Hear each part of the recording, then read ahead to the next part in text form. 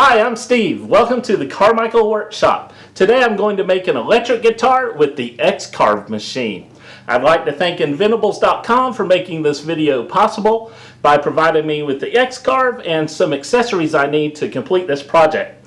An electric guitar has been on my bucket list for a long time, so join me on this journey as I try to scratch that project off the list. I don't expect this guitar to be a Gibson or a Fender. It's just going to be a Carmichael. This video is sponsored by Inventables. I started by making a drawing of the guitar to scale in Microsoft Visio. Like most Fender style guitars, this guitar will have a 25.5-inch scale. The body style is similar to a Gibson Firebird, although I did change it quite a bit so it would fit in my 12.5-inch planer, and I simplified it with one single coil pickup cavity and a small control cavity. I made sure to draw separate objects for each part of the guitar that would be cut at a different depth on the X-Carve. I broke up the drawing into separate jobs for the Easel software. For the guitar body, the Easel software would cut the outline of the guitar, the pickup cavity, the control cavity, the neck pocket, and the locations for the 4 mounting screws for the neck. The neck has objects that will be cut at different depths for the truss rod groove, the outline, the headstock, and the tuning peg holes. The fretboard will be cut in 2 stages. The first stage will be just to cut the fret slots, which require a small .024-inch bit. Then, while keeping the machine at its home location, I will switch to a larger bit to cut the dot inlay fret markers, the outline of the fretboard, and also the nut slot. I also created templates so that I could cut my own cover plates for the pickup and control cavities. I saved my Visio drawings as SVG files and imported each one as a separate job in Easel. Once in Easel, I was able to select each object and set the depth of cut, and also change the settings for the material and bit size. This is the Easel job for the guitar body. This is the Easel job for the guitar neck. Here's the job for just the fret slots on the fretboard. This is the job for the rest of the fretboard. And as a bonus, I created a separate job to cut the dot inlays for the fret markers.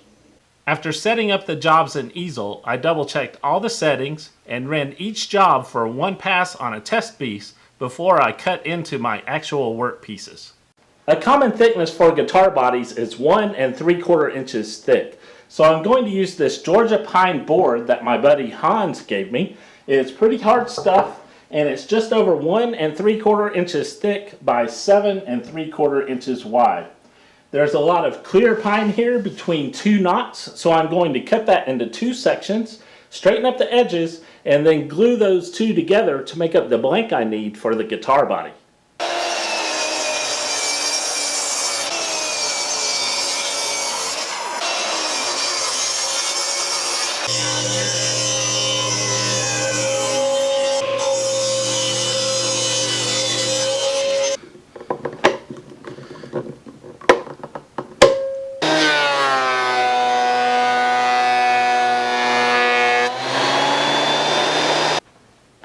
I'm going to make the neck out of this 3/4 inch piece of curly maple. Now the neck is going to be made up of 2 boards. I need to cut one blank that is 3/4 inch thick for the back of the neck, and another blank that is only 1/4 inch thick for the fretboard. And eventually those 2 boards will get glued together to make a neck with the overall thickness of 1 inch.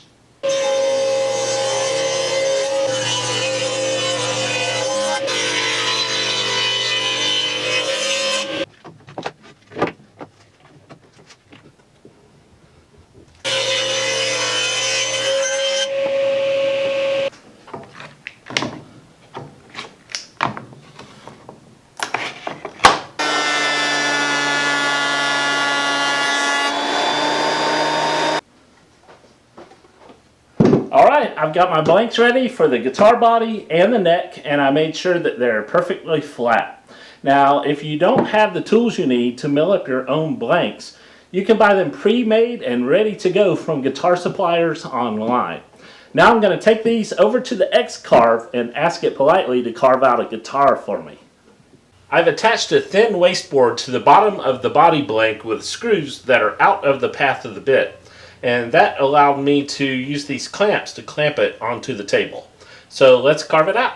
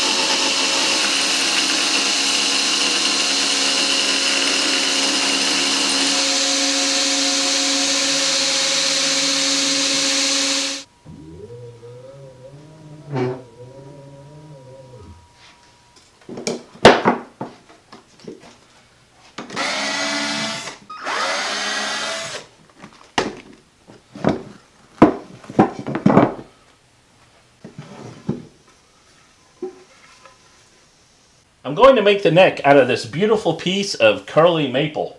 I'm going to have the X-Carve route the truss rod channel, carve out the headstock, drill the holes for the tuning pegs, and cut out the overall shape of the neck. And then I'm going to take it into the workshop and use my regular woodworking tools to shape the back of the neck. So let's carve it out.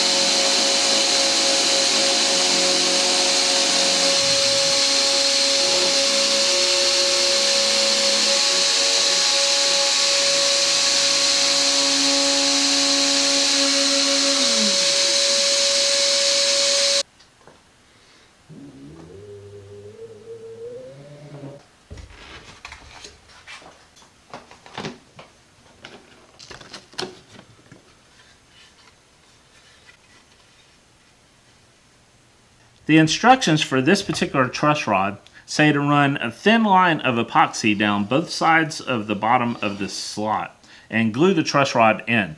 It also says to keep this masking tape on so that you don't accidentally glue the rod inside to the U-channel. So basically you glue in the truss rod and you want to even up the end of it with your opening. You'll either have an opening here or at the headstock so that you can adjust it with the Allen wrench. And the fretboard will get glued on top, and the way it works is I'm going to hold this down and I'm going to tighten the truss rod, and as I tighten it you'll see the middle of it over here rise up ever so slightly. And what that does is it helps to bend the neck backwards to oppose the force of the strings that are trying to bend the neck forward. And that helps you keep the guitar neck straight and playable.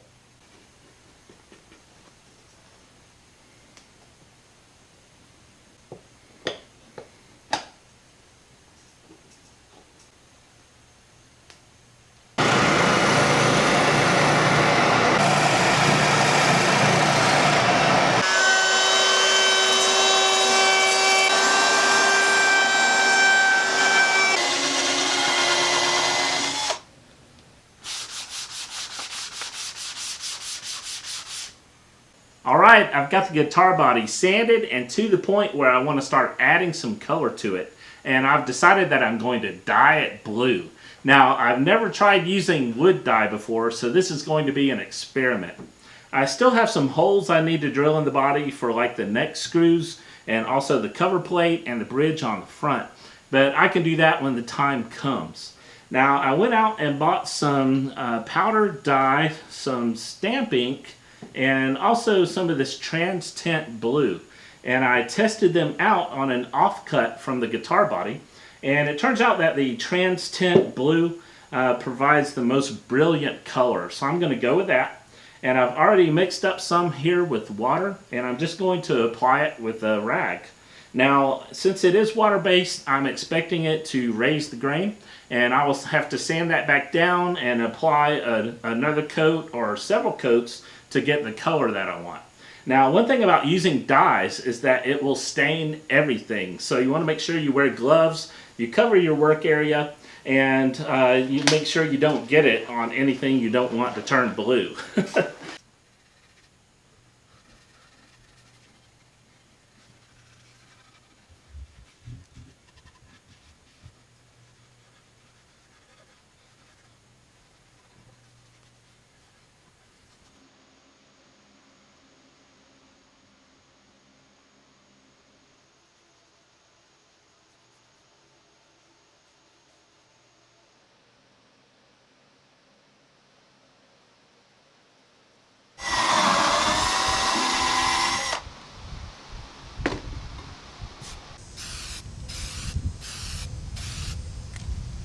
I've clamped down this 1/4 inch thick piece of curly maple for the fretboard, and I'm going to ask the X-Carve to first cut the fret slots using this tiny 0.024 inch bit. Then I'm going to change bits and cut the rest of the fretboard out with an 1/8 inch bit.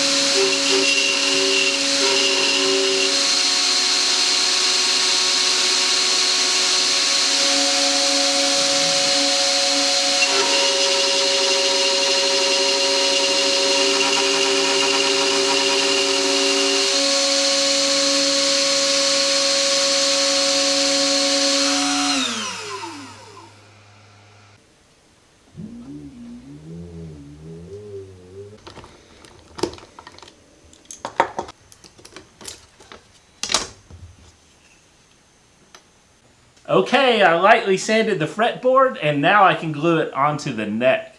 I put some masking tape around the sides of the neck to keep the glue squeeze out from making a mess. And I also put a strip of masking tape on top of the truss rod per the instructions so that the wood glue doesn't get all over the truss rod. So let's glue it on.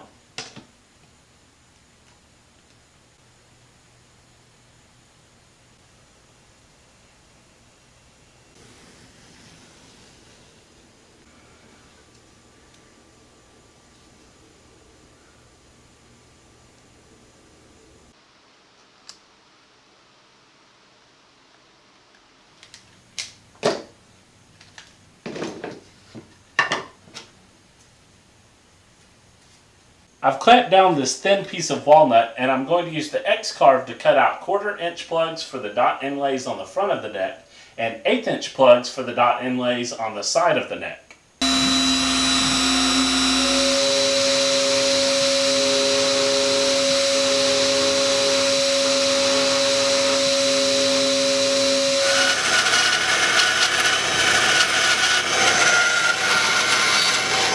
I'm going to use CA glue to glue these dot inlay fret markers into the holes on the front of the neck.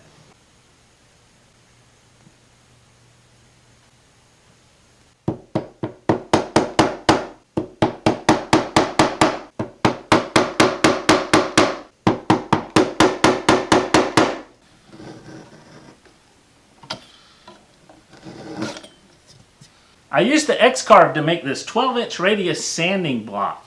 And this is used to sand a 12-inch radius into the top of the fretboard. Now, I just stuck the 2x4 into the X-Carve, had it cut grooves at different depths to match that 12-inch radius curvature, and then I sanded it smooth and attached sandpaper with spray adhesive. I'm starting with 80 grit, and I'm going to work my way up to 220. And this is just going to take some elbow grease. So let's get started and sand the radius into this fretboard.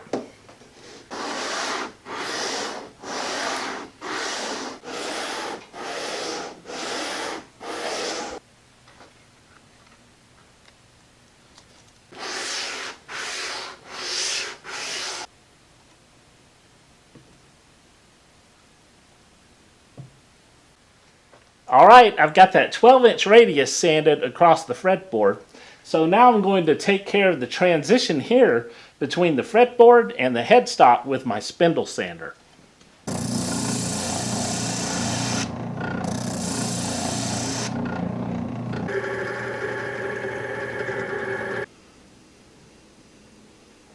Now I'm going to shape the back of the neck, and I've got it up on blocks and clamped securely to the workbench. I've already drawn some guidelines on the back of the neck, and I'm going to use these files and rasps over here to do the shaping.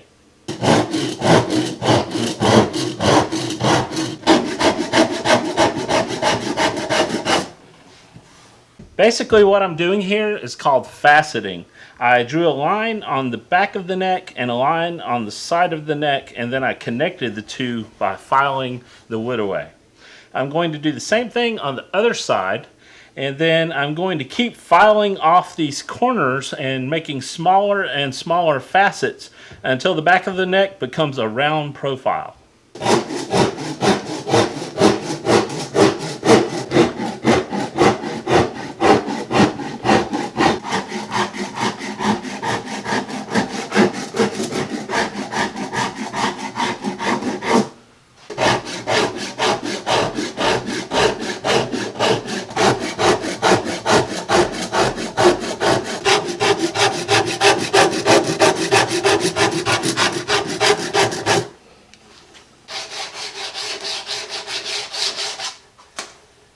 I've got the neck sanded smooth, and I like more of an unfinished feel on a guitar neck as opposed to a thick plastic coating that can stick to your hands. So I'm just going to spray on a couple of coats of clear lacquer and then top it off with some paste wax.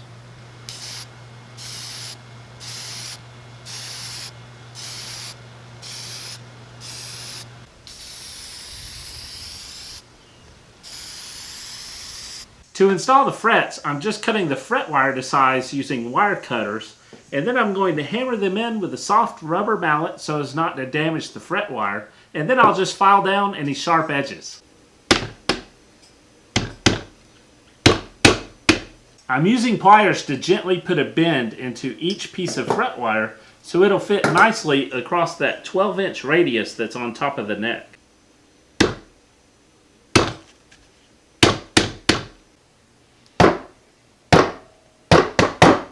Now I'm going to file the sharp ends of the frets that are hanging off the sides of the neck.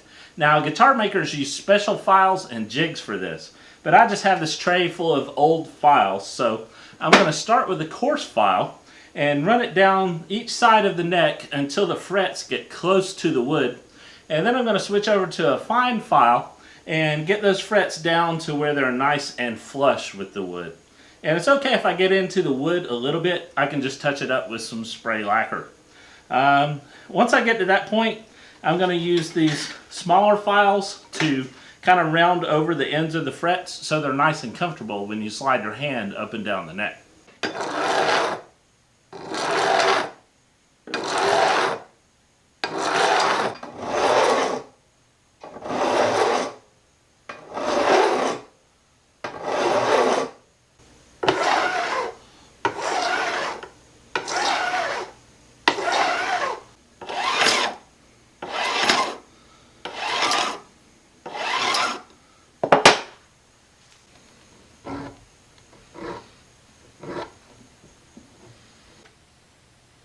Wow, that's much better. Nice and smooth. Cool. You know, making the neck is one thing that really intimidated me about making an electric guitar. But it really wasn't that bad. I had the X-Carve do most of the work. It routed the groove for the truss rod, so I just had to glue that in, and that was easy. It also carved the slots for the frets, so I just hammered those in and filed the ends. The only thing I didn't know how to do on the X-Carve is to carve the back of the neck. But it was kind of cool to do that by hand and get the feel that I wanted. I know the Easel software doesn't have that type of feature yet, so I'm hoping they will have that in there by the time I start my second guitar. So the neck is ready, so let's put the guitar together and hear how it sounds.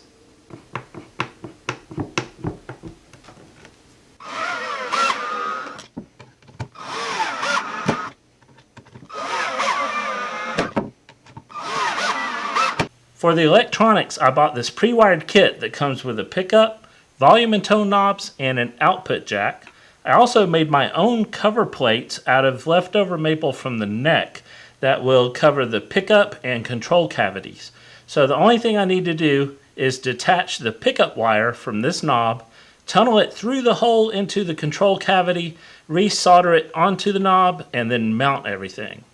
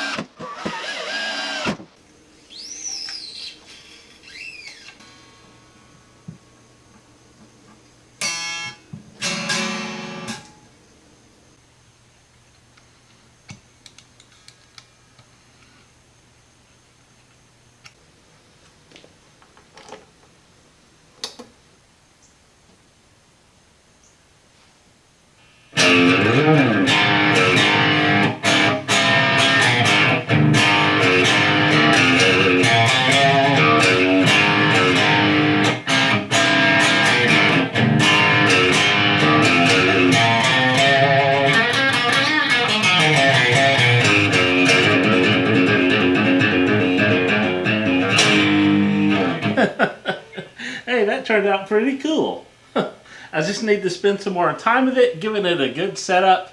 I've also got some frets buzzing, so I just need to level out the frets with a sanding block. But other than that, it turned out pretty good for being made by a drummer.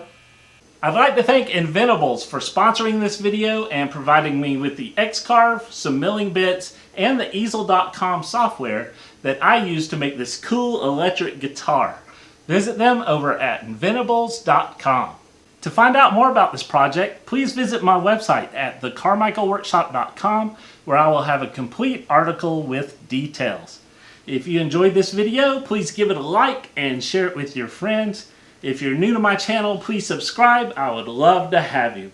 Also, don't forget to leave me a comment down below to let me know what you think about this cool electric guitar. Now I've got to go shopping for some really nice wood so that I can make another one. As always, thanks for watching, and I'll see you next time.